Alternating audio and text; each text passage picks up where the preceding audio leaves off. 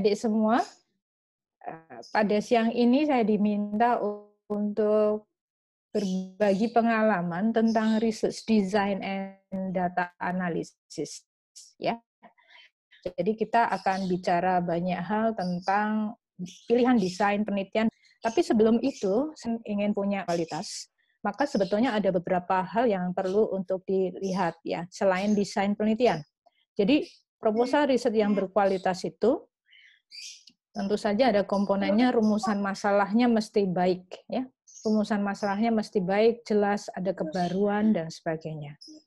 Kemudian yang kedua, tinjauan pustakanya juga terkini, ya. Sehingga ini tadi memunculkan sebetulnya riset itu selalu kita kerjakan pada topik yang masih ada kesenjangan pengetahuan, ya, baik ada kontroversi maupun ada hal yang secara evidence itu belum tersedia secara kuat.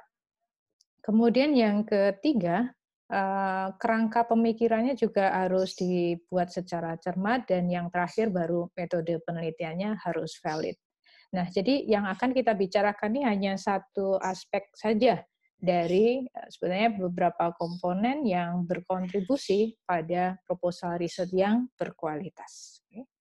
Nah, jadi kalau dari metode penelitiannya, ya tadi saya mengatakan ini komponen yang penting untuk kita bisa membuat suatu penelitian yang berkualitas. Secara umum, metode penelitian yang baik itu menurut pengalaman saya harus melingkupi 3 ciri.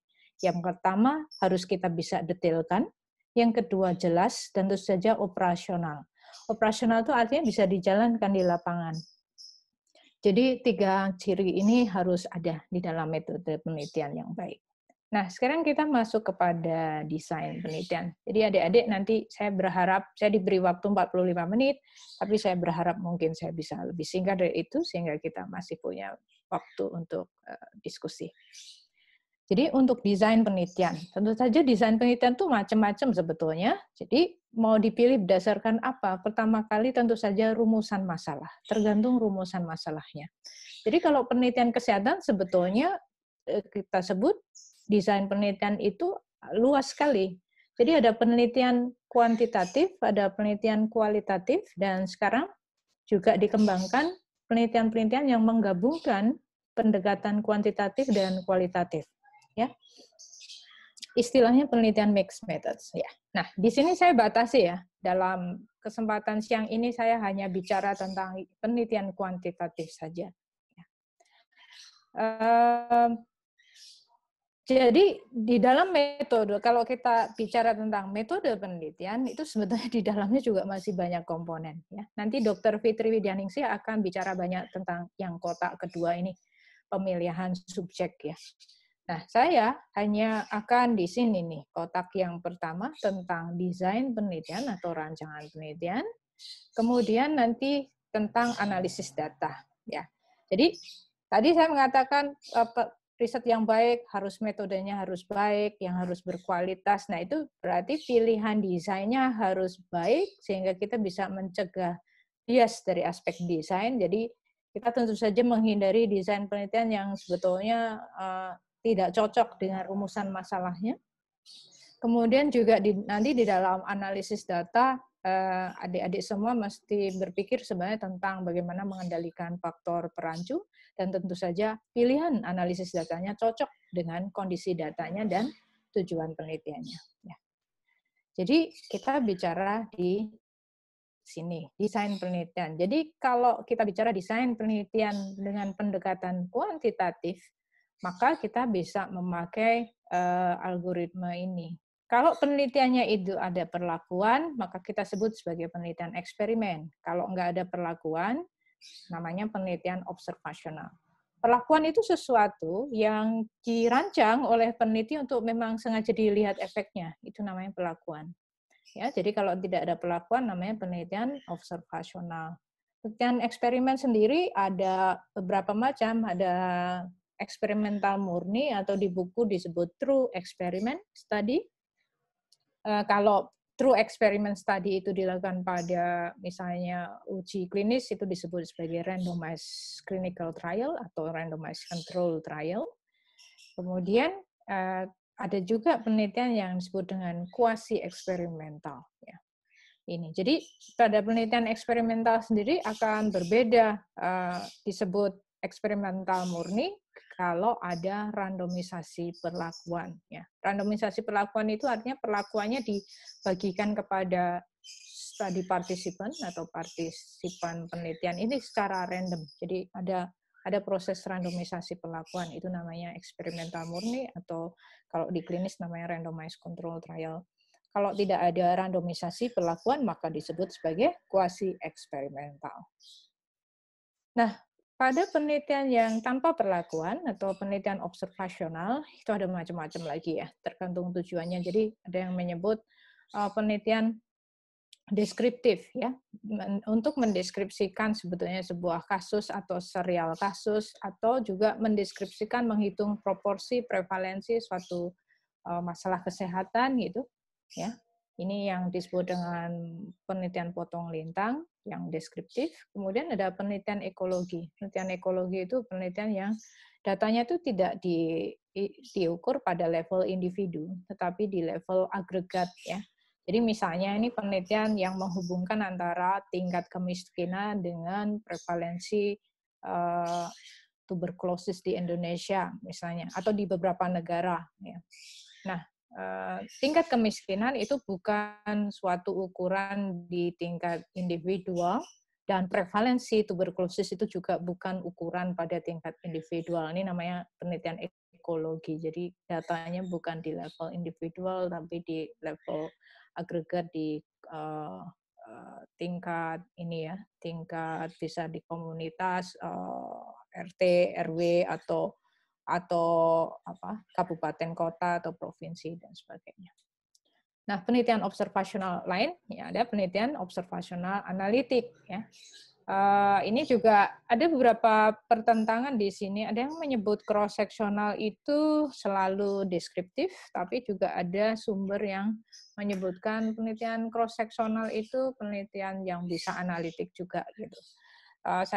Kalau menurut saya, silahkan menyebut cross-sectional analitik, tetapi nanti ada beberapa hal disclaimer yang adik-adik perlu tahu ya, supaya tidak cross-sectional ini dipakai overuse gitu untuk melakukan kesimpulan tentang hubungan sebab akibat. Kemudian ada penelitian kasus kontrol dan penelitian kohort. Saya akan masuk di situ satu demi satu. Nah, jadi bedanya antara kalau penelitian ya eksperimen dulu ya. Penelitian eksperimen yang seperti yang tadi saya sampaikan adalah selalu ada sebab yang sengaja diberikan kepada study participant untuk dilihat efeknya. Sedangkan faktor-faktor lain ya selain perlakuan dan efek itu, akibat itu semuanya dikendalikan secara ketat ya. Jadi seringkali penelitian eksperimen memang dilakukan di laboratorium misalnya, karena memang faktor-faktor lainnya bisa sangat dikendalikan dengan ketat gitu. Kalaupun misalnya dilakukan di luar laboratorium, misalnya di level klinis gitu, randomized control trial itu faktor-faktor lainnya juga harus dikendalikan dengan sangat ketat. Ya. Ini adalah ciri khas dari penelitian eksperimental. Jadi yang menjadi kausa ya intervensinya itu ya, efeknya adalah outcome yang mau dilihat ya pada study population. Nah, sementara penelitian non eksperimen itu ya penelitiannya dia tidak ada perlakuannya. Jadi ini saya mengingatkan lagi tentang ini. Jadi membedakan antara penelitian eksperimen dan non eksperimen. Kemudian di penelitian eksperimen sendiri ada true eksperimen, ada quasi eksperimen. Ya, bedanya ada di mana? Bedanya ada kalau ada randomisasi perlakuan, artinya perlakuannya tadi dibagi secara random pada kelompok-kelompok intervensi dan kontrol, itu namanya true eksperimen. Kalau tidak ada proses itu namanya quasi eksperimen. Nah, quasi eksperimen sendiri ada macam-macam di bawahnya. Ada pre-test, post-test no control, ada pre-test, post-test with control, ada post-test only with control. Karena yang paling kuat di antara tiga yang tentu saja kalau kita mau melakukan analisis tentu saja adanya kontrol ini penting. Jadi dari 3 ini yang paling kuat adalah yang tengah, karena di sini ada kelompok kontrolnya, kemudian juga pengukurannya itu baseline-nya atau pretest-nya itu ada, sehingga kita betul-betul bisa memastikan apakah perubahan yang terjadi itu memang perubahan akibat intervensi yang dilakukan. Tetapi dibandingkan dengan true eksperimen, tentu saja kemungkinan bias-nya masih lebih tinggi pada kuasi eksperimen. Nah, ini adik-adik semua, jadi penelitian eksperimen, true eksperimen itu pun ada 2 macam lagi ya, ada yang rancangan paralel design, ada crossover design. Jadi ini tadi yang saya sampaikan, eksperimen murni rancangan paralel itu dari populasi akan diambil sampel atau study participants-nya. Setelah itu dilakukan randomisasi, kemudian pada kelompok intervensi dan kontrol, dan setelah itu ada pengukuran lagi post-testnya. Jadi ini baseline assessment, nih pre-testnya, setelah itu ada post-test, lalu ada perbandingan antara grup intervensi dengan grup kontrol. Sementara pada penelitian yang crossover design, ini belum berhenti di sini. Jadi adik-adik bisa lihat di situ ada periode washout. Ya. Jadi periode washout itu adalah periode di mana kelompok intervensi dan kontrol ini seperti dikembalikan kepada kondisi semula di awal, ya, dikembalikan supaya efek yang ditimbulkan selama periode perlakuan pertama ini hilang dulu. Setelah itu dibalik yang semula kelompok kontrol menjadi kelompok intervensi dan kelompok intervensi menjadi kelompok kontrol. Lalu perbandingannya adalah di dalam grup sendiri, karena tadi setiap grup, ya, setiap subjek itu akan mengalami 2 fase, bisa menjadi intervensi dan bisa menjadi kontrol. Jadi perbandingannya adalah di dalam grup sendiri. Ya, meskipun ini kelihatannya mudah tapi sangat sulit. Ya, sangat sulit. Jadi eksperimen itu perlu banyak hal yang perlu kita pikirkan, termasuk adanya respon rate, menjaga respon rate subjek partisipan pada selama penelitian. Ini nggak mudah juga, apalagi kalau penelitiannya semakin lama makin ini kemungkinan responnya juga makin kecil juga. Kemudian ini ada contoh kuasi eksperimen. Jadi ini paper yang saya tulis, publish di 2019 kalau nggak salah. Tentang, sebenarnya ini penelitian mixed methods, tapi saya ingin memakai paper ini untuk memberi contoh. Di dalam penelitian mixed methods ini ada komponen penelitian kuantitatifnya, yaitu memakai desain kuasi eksperimen. Jadi waktu itu ada sekelompok ini ya, kita memberikan intervensi berupa edukasi tentang pemakaian female condom pada female sex workers, ya. Lalu kita bandingkan. Waktu itu nggak mungkin melakukan randomisasi gitu, karena kondisinya adalah female sex workers ini ya biasanya mengelompok ya di suatu area, jadi nggak mungkin lah kayaknya melakukan randomisasi per individual. Jadi akhirnya pada area tertentu kita jadikan area intervensi dan area yang lain kita jadikan area kontrol. Setelah itu, setelah edukasi ya, kita lakukan edukasi, pendampingan pemakaian female kondom. Kemudian ini outcome yang kita lihat. Jadi ada pre-test, post-testnya, ya, ada knowledge, ya, pengetahuan, kemudian penerimaannya dia terhadap female kondom, kemudian apakah benar-benar pakai female kondom nggak, tapi menurut pengakuan dari female sex workers. Ini contohnya kita publish di 2019. Nah, teman-teman sekalian, sekarang saya mengajak teman-teman untuk melihat di penelitian yang tidak ada intervensinya, atau namanya penelitian observasional. Di penelitian observasional, ya ini saya kembali lagi pada slide ini. Penelitian observasional tentu saja cirinya adalah tidak ada perlakuan. Nah, sekarang penelitian observasional sendiri ada yang sifatnya lebih ke deskriptif, jadi menggambarkan kasus atau menghitung proporsi atau menghitung prevalensi. Prevalensi itu jumlah kasus dari suatu populasi, ya. Atau penelitian ekologi ini juga disebut deskriptif. Kemudian ada yang sifatnya ke arah analitik. Jadi di sini ya. Kalau deskriptif itu tidak ada arah ke melihat asosiasi atau hubungan atau pengaruh antara paparan dan efek. Sedangkan analitik itu selalu mengkaitkan antara paparan dan efeknya. Tapi tadi ya saya sampaikan ada disclaimer juga pada penelitian cross seksional untuk dipakai di analitik, tujuan analitik. Nah, ini contoh case report ya. Kalau case report itu adalah penelitian observasional deskriptif. Tujuannya adalah mendeskripsikan suatu kasus yang unik. Jadi misalnya sekarang mungkin adik-adik kalau mengikuti banyak publikasi tentang COVID-19, ini sebenarnya banyak publikasi tentang case report atau case series. Case report itu satu kasus tunggal dilihat gitu dia kapan mulai sakit. Jadi sebetulnya lebih untuk melihat natural history of disease. Jadi perjalanan alamiah penyakitnya seperti apa itu misalnya. Itu contoh adalah case report-nya. Kalau case series itu berarti serial kasus. Jadi beberapa kasus diikuti nanti polanya disaling dibandingkan itu case report case series sorry. Nah, jadi ini misalnya tentang health effect pada ini ya, pada orang yang tinggal di desa ya. Di Indonesia ya, pada daerah tambang ya, karena terekspos dari polusi merkuri. Ya, ini publish di 2016. Ini contohnya dia tulis sebagai case report di sini. Ya, adik-adik nanti bisa baca sendiri papernya. Lalu tadi saya juga menyebutkan ada penelitian cross seksional. Cross seksional itu terjemahnya potong lintang. Jadi pada satu waktu ya diukur jumlah kasus ya atau proporsi kasus dari populasi yang ada. Ini saya ambil contoh dari paper yang riset yang saya lakukan bersama kolega-kolega dari Universitas Gadjah Mada, juga ada dari Universitas Indonesia waktu itu.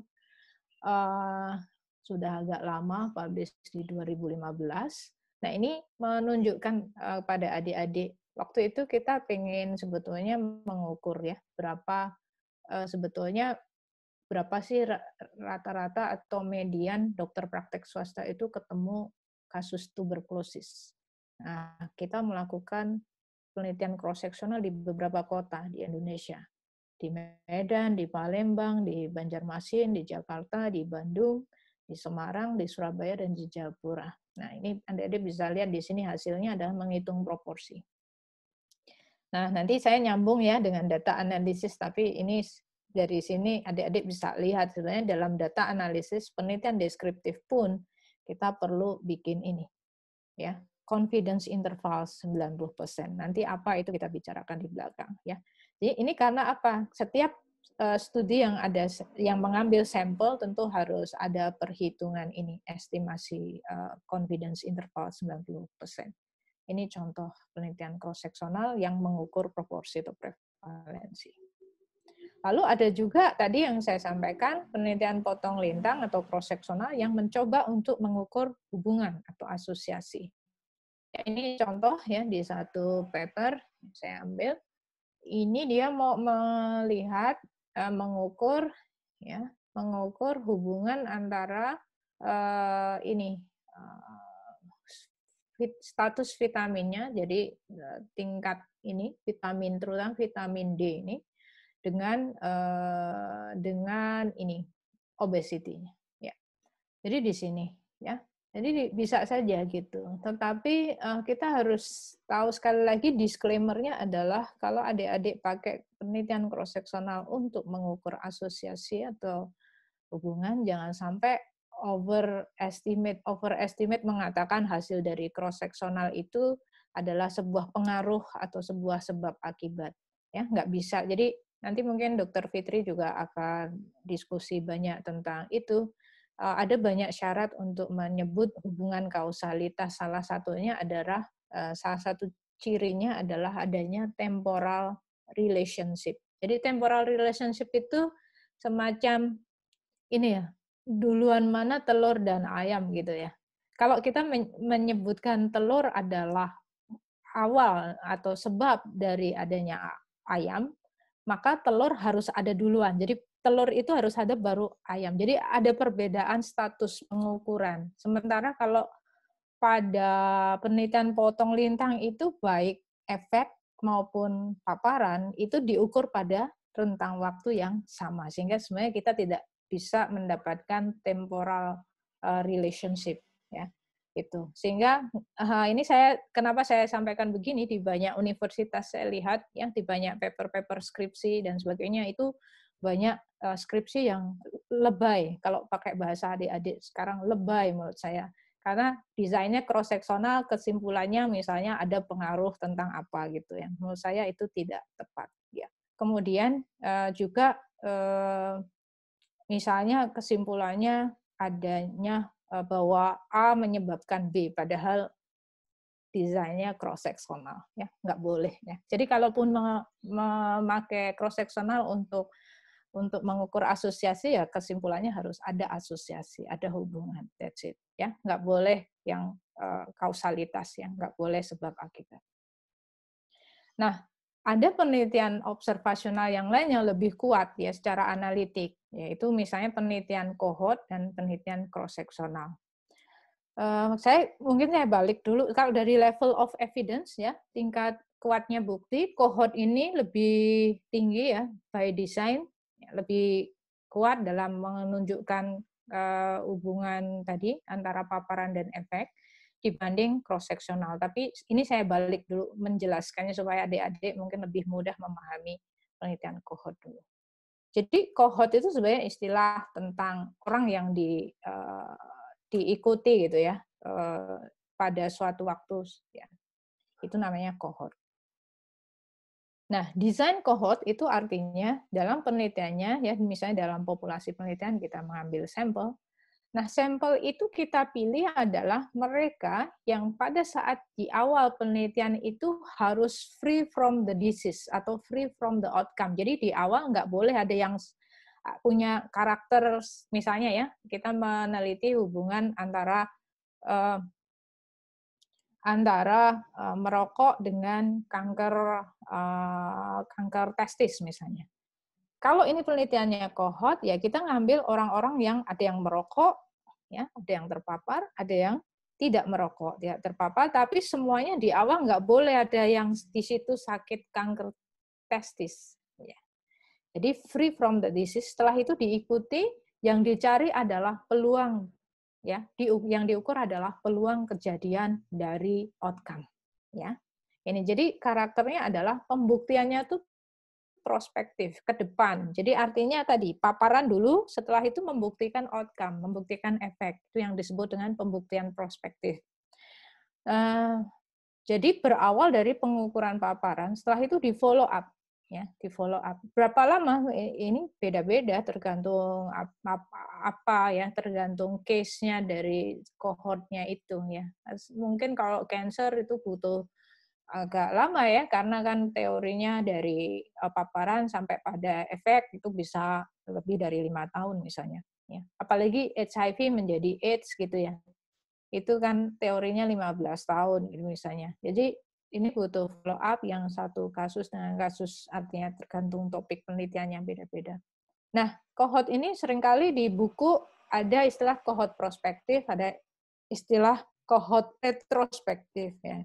Saya mulai dari istilah cohort prospektif. Jadi kalau cohort prospektif itu cohortnya orang yang di follow up tadi itu memang baru dikumpulkan pada saat penelitiannya dimulai.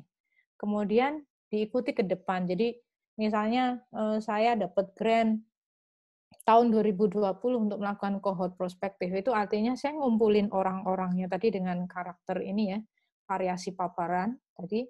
Itu di tahun 2020 lalu saya ikuti misalnya 10 tahun kemudian. Itu namanya cohort prospektif. Nah, cohort kok retrospektif? Nah, ini yang saya pengen sampaikan ke adik-adik, ini adalah istilah yang sebetulnya banyak dikritik ya di dalam banyak literatur internasional. Sebetulnya bukan retrospektif, tapi yang lebih tepat adalah historical cohort.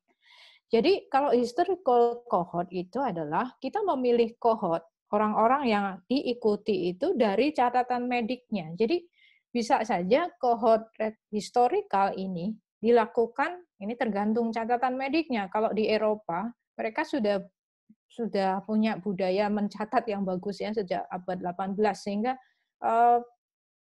database itu kalau di Eropa itu misalnya di negara maju yang lain itu bagus gitu. Maka kita bisa saja melakukan penelitian cohort bukan pada orangnya, tapi pada catatan mediknya. Jadi ini cohort historical ini berbasis pada catatan medik. Kita milih orang-orang yang catatan mediknya di situ ada paparan dan tidak ada, tapi free from the disease, lalu dilihat catatan mediknya 10 tahun kemudian misalnya. Jadi sama-sama ke depan sebetulnya, pembuktiannya prospektif. Ya, tentu saja cohort historical ini membutuhkan tadi catatan medik yang lengkap. Ya. Nah, ini kalau di Indonesia challenge. Ya. Tapi sudah mulai ada beberapa rumah sakit besar yang membangun ya database untuk bisa melakukan penelitian cohort historical. Mungkin saya lompatin ini. Ya, contoh cohort itu ada cohort prospektif. Ini ada paper yang mungkin adik-adik bisa baca di BMJ. Kemudian ini cohort retrospektif. Silahkan nanti baca papernya. Ya, tadi saya sudah menyampaikan prinsip-prinsip dasarnya. Nah, ukuran risiko. Jadi tadi kan cohort itu dipakai ketika kita mau mengukur asosiasi antara paparan dan efek. Nah, ukurannya itu diukur atau dihitung dalam yang disebut risiko relatif. Ya. Jadi karena tadi di dalam setiap kelompok yang terpapar dan tidak terpapar, kita sebetulnya mencari berapa peluang terjadinya penyakit. Itu yang namanya insidensi. Ya. Jadi peluang terjadinya penyakit atau insidensi, ya, jumlah kasus baru ya, pada kelompok yang terpapar dibandingkan dengan insidensi atau jumlah kasus baru pada kelompok yang tidak terpapar. Jadi ukurannya namanya risiko relatif. Nanti hasilnya dalam angka 1, 2, 3, 4 gitu. Nah, jadi kalau RR sama dengan 1 tentu saja berarti tidak ada perbedaan peluang terjadinya penyakit yang pada kelompok terpapar dan tidak terpapar gitu. Kalau 2 itu berarti insidensi pada kelompok terpapar atau peluang kejadian penyakit ya, yang baru, terjadinya adanya kasus baru pada kelompok yang terpapar itu 2 kali lipat dibandingkan kelompok yang tidak terpapar.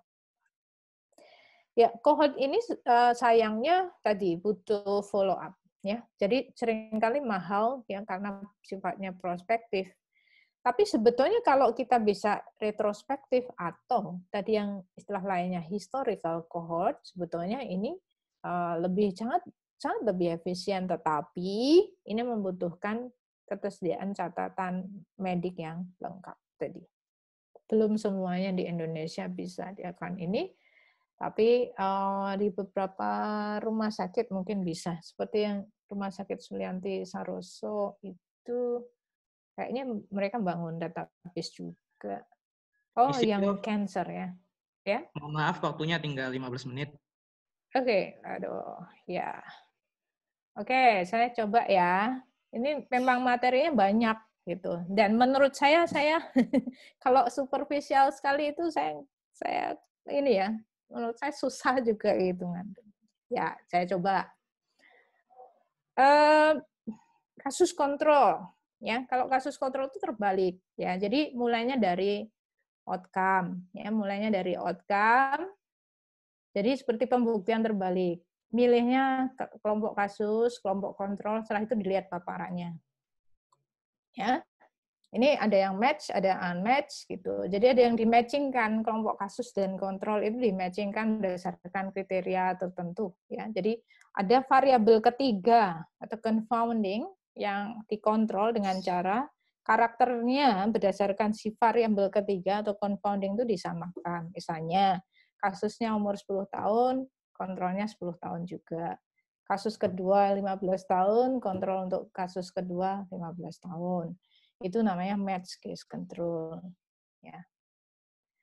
Oke, saya silahkan nanti dibaca aja. Ini contoh unmatched case control study ya. Saya lakukan dengan kolega di Universitas Udayana. publish tahun 2013. Ini tentang faktor-faktor yang dikaitkan dengan rujukan suspek tuberkulosis ya, ke puskesmas oleh dokter praktek swasta di Bali. Jadi kita pilih dokter praktek swasta ya yang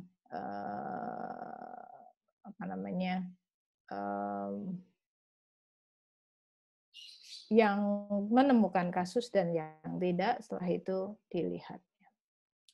Ini juga contoh match case control study. Ini papernya Bu Fitri, mungkin nanti Bu Fitri bisa cerita ya di sesinya Bu Fitri. Ini ada matching gitu antara kasus dan kontrol. Nih adik-adik bisa lihat kasus itu ada, bahkan di sini ada 2 jenis kasus ya. Oke. Nah, kasus kontrol kalau dibandingkan cross sectional lebih kuat secara evidence ya. Secara evidence lebih kuat dibandingkan cross sectional ya dalam menyimpulkan hubungan atau asosiasi antara paparan dan efek tadi. Oke, ini bisa dibaca. Ya, ini mungkin yang jadi case control itu kelemahannya sayangnya adalah karena sifatnya yang tadi ya retrospektif, pembuktian terbalik.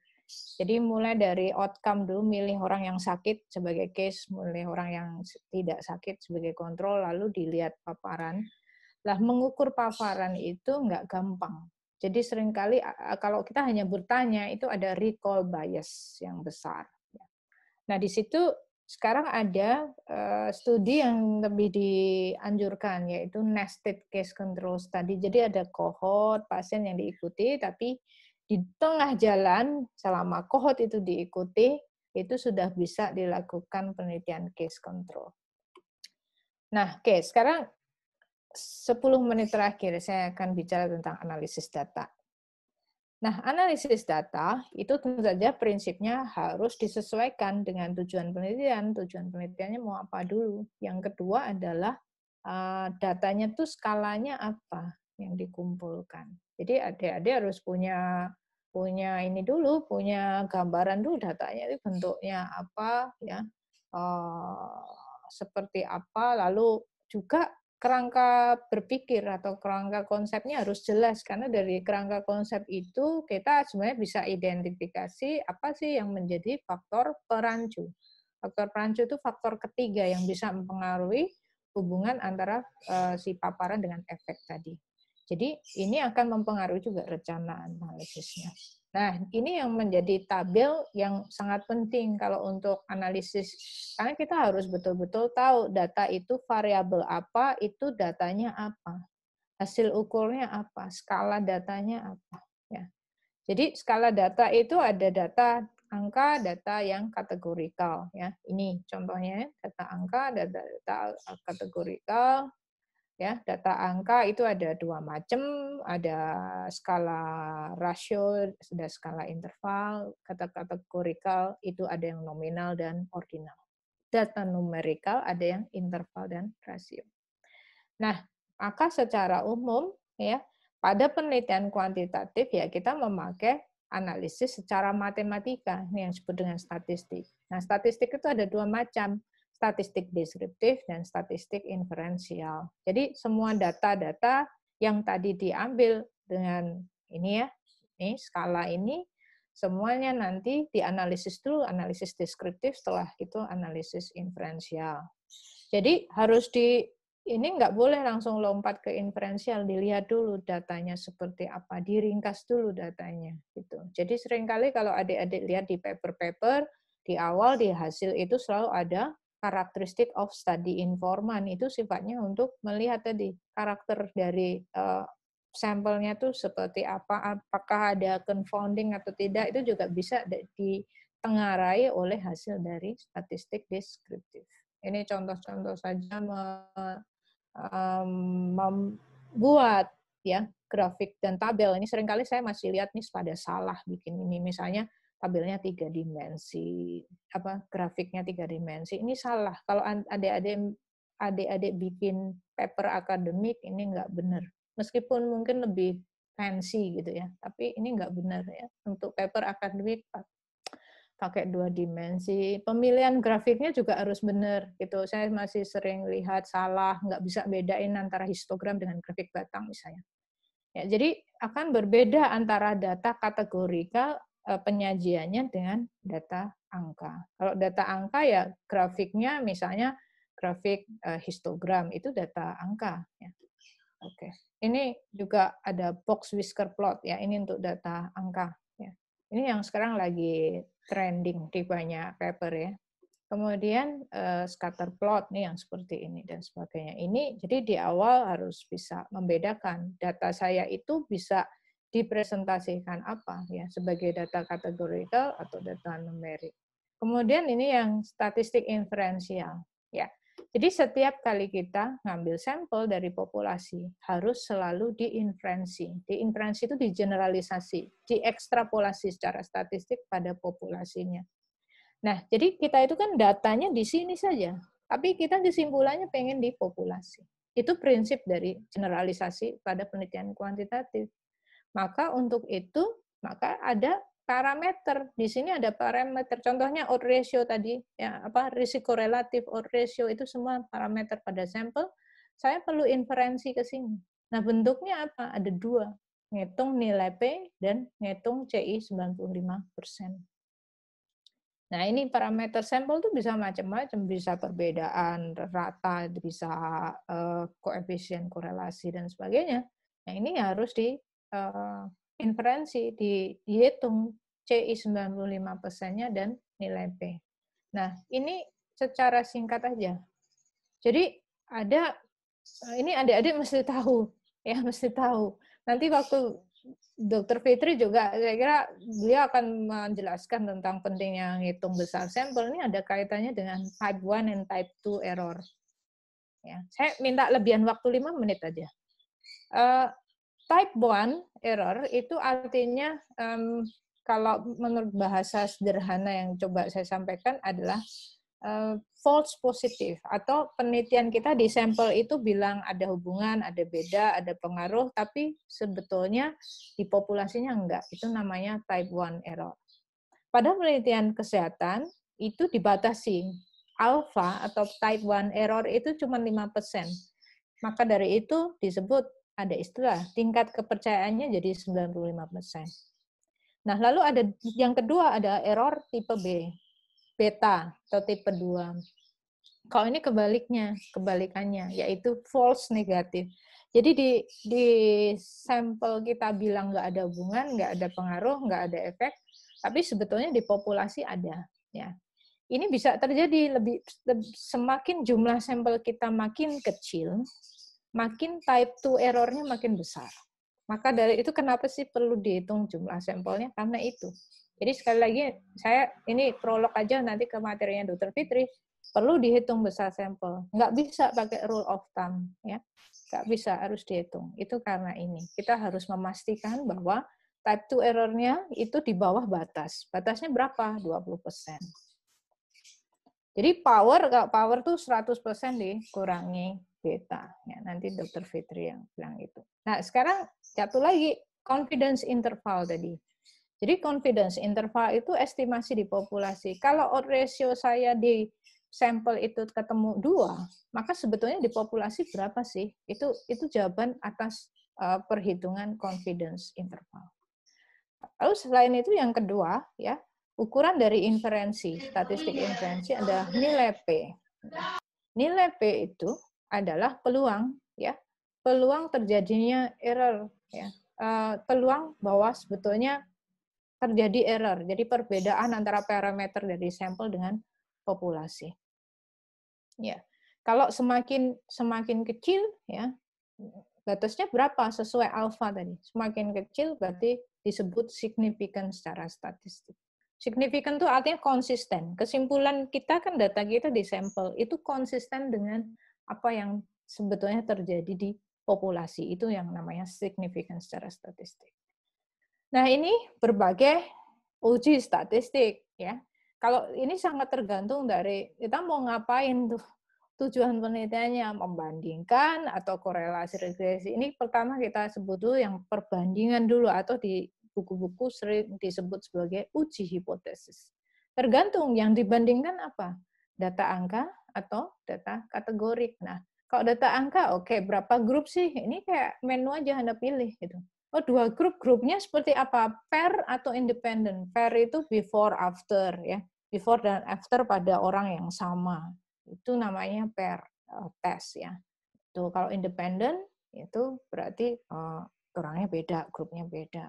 Nah, ini adik-adik juga bisa lihat di sini ada priority-nya yang di atas itu priority, tapi ada syarat-syaratnya, yaitu distribusi datanya harus normal. Yang di atas nih pair t-test, unpaired t-test, ya.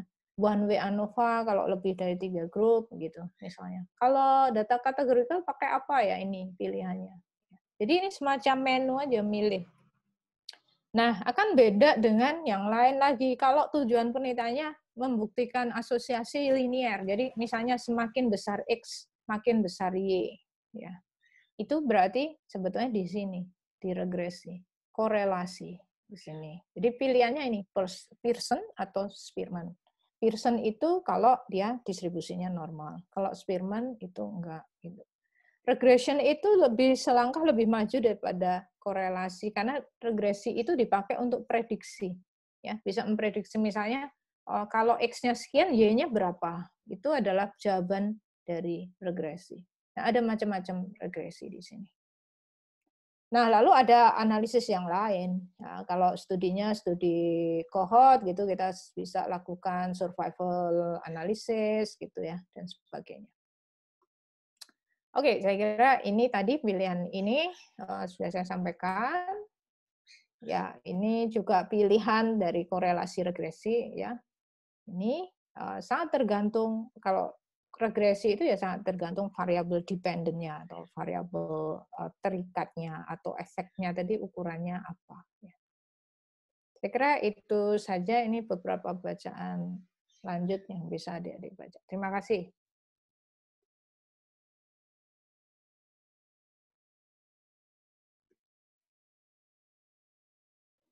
Oke, baik.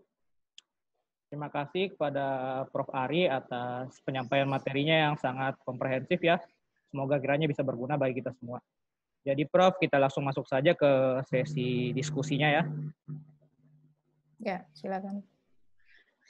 Oke. Yang pertama di sini ada pertanyaan Prof dari Wina Hamsa Unair. Selamat siang Prof, izin bertanya untuk analytical study, bagaimana kita membedakan antara retrospective core study dengan cross-sectional study? Jadi perbedaan antara retrospective core study dengan cross-sectional study, Prof, itu gimana ya?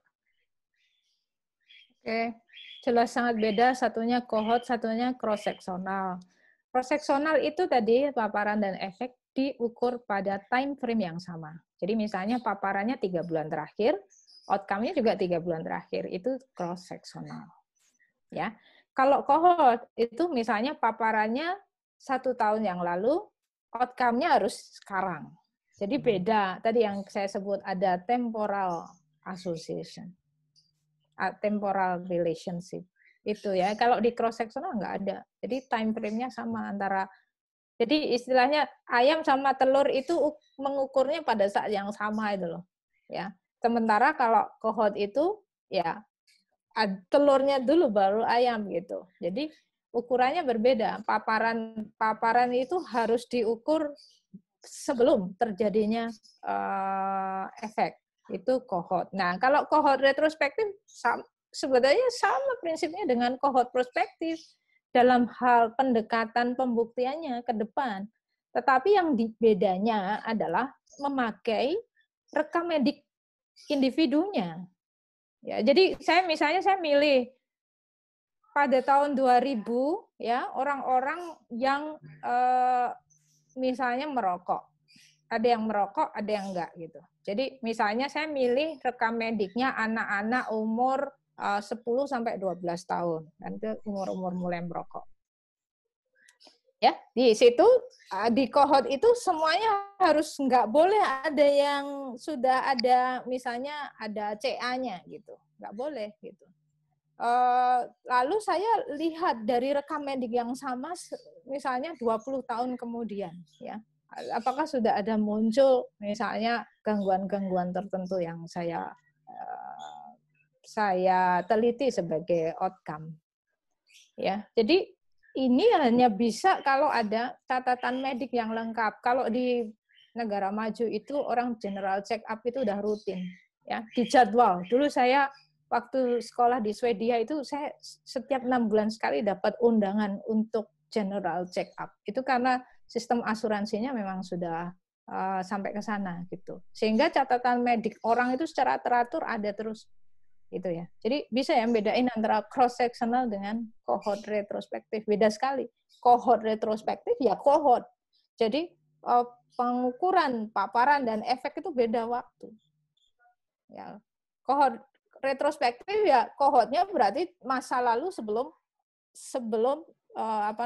penelitiannya berjalan, ini rekam mediknya udah ada. Bahkan kalau di negara maju kita bisa bikin cohort retrospektif tahun 1950 misalnya. Itu bisa karena mereka punya catatan medik. Gitu ya. Jadi semoga bisa menjawab nih, bedain jelas beda banget cross sectional dengan cohort retrospektif.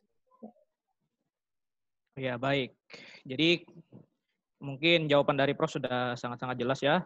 Saya rasa bisa dimengerti, kurang lebih perbedaannya itu di waktu paparannya ya. Selanjutnya pertanyaan ini Prof dari Ayers dari AMSA UI. Selamat siang Prof. Jika mengerjakan penelitian kohort, kapan kita menggunakan relative risk dan kapan menggunakan odds ratio? Karena banyak penelitian kohort yang juga menggunakan odds ratio dalam penelitiannya. Untuk misalnya melakukan penelitian kohort faktor resiko penyakit dengan RR. Kalau di OR ada pembatas di atas dan di bawah 1.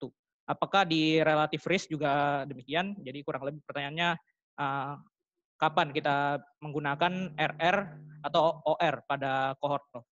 Gitu. Ya, di cohort prinsipnya sebenarnya yang kita hitung adalah RR. Kalau nggak bisa RR, seringkali yang kita hitung yang namanya hazard ratio, ya, karena ini ya kepada analisis survival. Odds ratio itu sebetulnya by prinsip itu diukur pada penelitian case control. Ya, jadi ini prinsipnya karena RR itu tadi sama dengan insidensi pada kelompok terpapar dibagi dengan insidensi pada kelompok yang tidak terpapar. Ya. Oke, baik. Saya rasa jawabannya sudah jelas Odds ratio, ya, odds ratio baik. itu pada case control ya. Lalu apakah batasnya satu? Batasnya sama, tapi interpretasinya yang beda. Ya. Kalau Ya, RR sama dengan 1,5 berarti peluang kejadian penyakit pada kelompok terpapar 1,5 dari peluang kejadian penyakit pada kelompok kontrol. Tapi kalau odds ratio 1,5 bukan gitu. Odds ratio itu adalah odds dari paparan. Jadi ini bedanya karena odds ratio itu kan pembuktian terbalik. Jadi yang dicari adalah peluang paparan. Jadi kalau odds ratio itu 1,5 berarti peluang paparan pada kelompok kasus itu 1,5 lebih besar daripada peluang paparan pada kelompok kontrol. Jadi angka batasnya sama tapi interpretasinya beda. Oke, baik. Terima kasih, Prof. Nah, kita berlanjut ke pertanyaan selanjutnya nih, Prof. Oke. Dari Adrian Desmar, AMSA UB. Selamat siang, Prof. Terima kasih atas pemaparan materi yang luar biasa. Izin bertanya, mengapa penyakit yang jarang terjadi di masyarakat dapat menjadi keuntungan dari desain penelitian case control? Apakah Prof dapat memberikan suatu contoh nih, Prof, yang pernah dipublikasikan seperti tadi, terkait penelitian penyakit yang jarang terjadi di masyarakat, yang menggunakan desain study case control? Ya. Oke.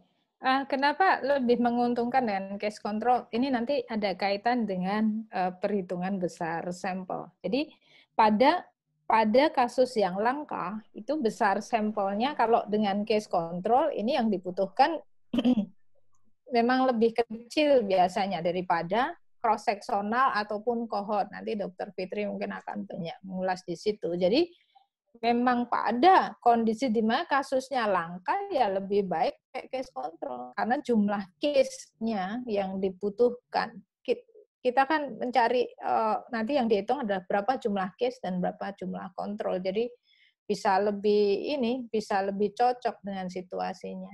Kalau cohort dan cross-sectional itu membutuhkan jumlah sampel yang besar biasanya, karena sebetulnya yang apalagi cohort yang mau dibuktikan adalah ukuran insidensi, ya, ukuran jumlah kasus baru dari populasi yang ada, sehingga butuh kalau di sini paparan, jadi berapa jumlah orang yang terpapar itu yang perlu dihitung. Jadi pada paparan yang langka, ya, ini lebih baik pakai cohort kalau paparannya langka. Nanti Dokter Fitri saya bisa nanti memberi notes ke Dokter Fitri untuk menjelaskan ini. Oke ya, jadi terima kasih Prof atas pemaparan jawabannya pada sesi diskusi kali ini. Saya rasa jawabannya sudah sangat jelas ya, semoga bisa dimengerti oleh teman-teman. Terima kasih banyak Prof atas waktu yang disediakan. Selanjutnya saya undang kembali Saudari Winalda untuk memandu kita pada sesi pemaparan materi selanjutnya. Silahkan.